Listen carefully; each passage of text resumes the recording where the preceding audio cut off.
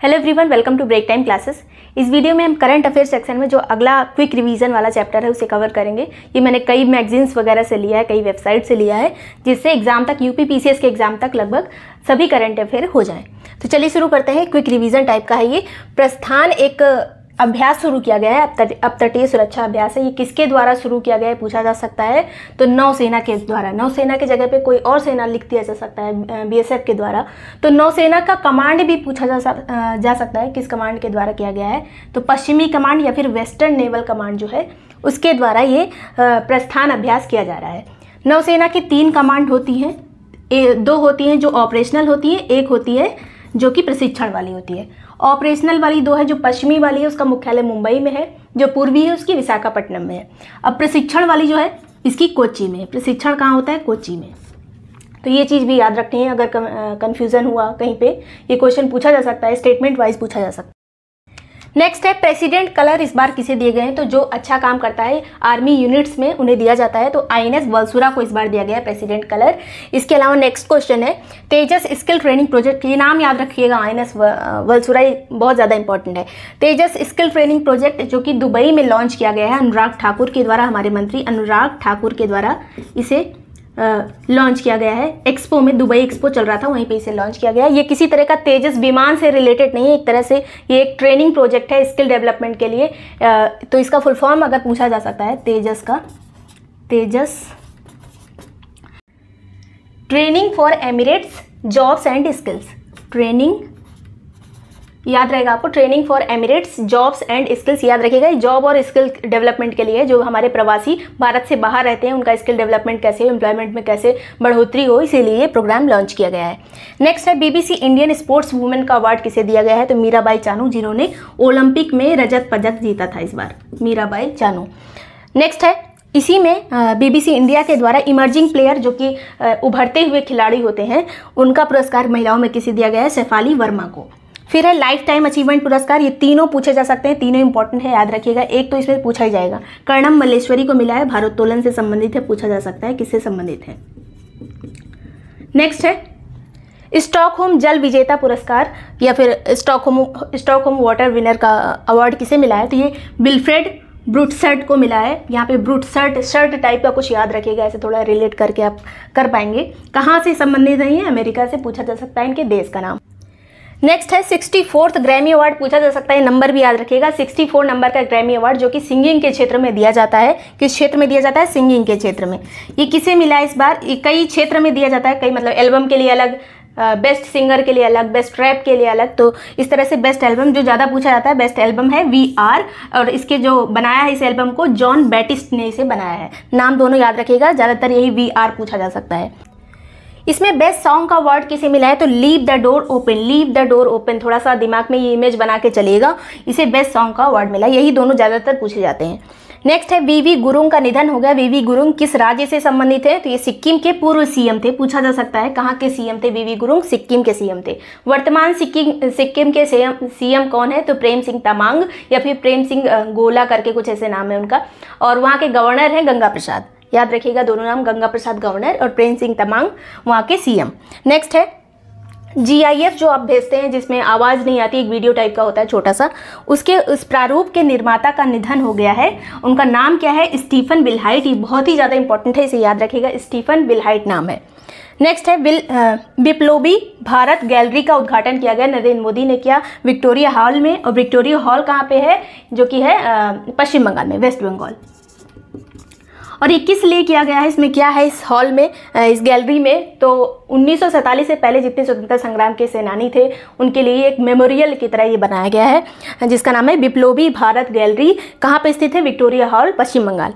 Next है temple 360। ये मंदिर 360 नहीं है, याद रखिएगा, टेम्पल 360 ये एक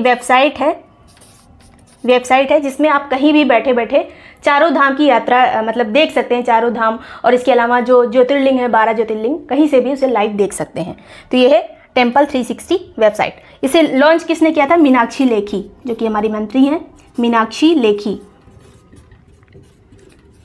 नेक्स्ट है, याद रखिएगा यूपी पीसीएस की टेस्ट सीरीज चल रही है, आप इस नंबर पे कांटेक्ट करके ज्वाइन कर सकते हैं। 50 क्वेश्चन की 500 रुपीज़ की टेस्ट सीरीज है। खेलो इंडिया यूनिवर्सिटी गेम्स इस बार कहाँ आयोजित हो रहे हैं, तो कर्नाटक में कर्नाटक में। याद रखिएगा ये दूसरा वाला खेलो इंडिया यूनिवर्सिटी गेम है, इससे पहले उड़ीसा में हुआ था। यूथ गेम और यूनिवर्सिटी गेम अलग अलग चीज़ है। 3 यूथ गेम हो चुके हैं। पहला वाला यूथ गेम कहाँ पे हुआ था? दिल्ली में। दूसरा वाला यूथ गेम कहाँ पे हुआ था? पुणे में। तीसरा वाला यूथ गेम कहाँ पे हुआ था? गुवाहाटी में। और ये बात किसकी की जा रही है? यूनिवर्सिटी गेम की। पहला वाला हुआ था उड़ीसा में, दूसरा वाला कर्नाटक में हो रहा है। और इसमें अभी एक जर्सी लॉन्च की गई है और रैप सॉन्ग लॉन्च किया गया है। किसने किया? अनुराग ठाकुर और टीसी गहलोत, जो कि वहाँ के गवर्नर हैं कर्नाटक के। इन दोनों लोगों ने लॉन्च किया है। अब बात करें ये कब से कब तक आयोजित होगा? 24 अप्रैल से 3 मई। बिम्स्टेक समिट 2022, इसे हर बार क्वेश्चन पूछा जाता है जब भी बिम्स्टेक समिट होती है। थीम इस बार क्या था? ये थीम से क्वेश्चन आता है, towards a resilient prosperous economic healthy people. याद रखिएगा, इंग्लिश वाला देख लीजिएगा, इसमें जहाँ थीम पूछी जाती है वहाँ इंग्लिश वाला थोड़ा ध्यान में रखिएगा। Towards a resilient prosperous economy healthy people. और इसमें कौन कौन से देश शामिल हैं बिम्स्टेक में? तो Bangladesh, Bhutan, India, Myanmar, Sri Lanka, Thailand, Nepal. फिर से देख लीजिए, जितने भी बे ऑफ बंगाल के आसपास के क्षेत्र हैं वही शामिल है। इसका फुल फॉर्म भी देख लीजिए, bay of Bengal initiative for multi sectoral technical and economic cooperation. इसी के लिए multi sectoral technical economic cooperation के लिए ये बनाया गया था बिम्स्टेक। फिर से देश देख लीजिए, बांग्लादेश बीच में, बांग्लादेश तो है, ये मुख्यालय है ढाका में इसका बिम्स्टेक का। भूटान शामिल है, नेपाल, भूटान नेपाल अलग से देख लीजिए, बाद में ये शामिल हुए थे। इंडिया शामिल है, म्यांमार है, उसके बाद है श्रीलंका और थाईलैंड।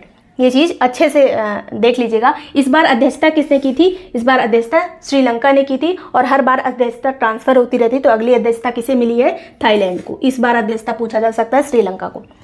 और ये बना कब था? 6 जून 1997 को। पहली समिट 2004 में हुई थी। पहली समिट 2004 में हुई थी और इस वाली समिट में नेपाल और भूटान दोनों शामिल थे। उससे पहले नेपाल भूटान नहीं थे। नेक्स्ट है international transgender day of visibility.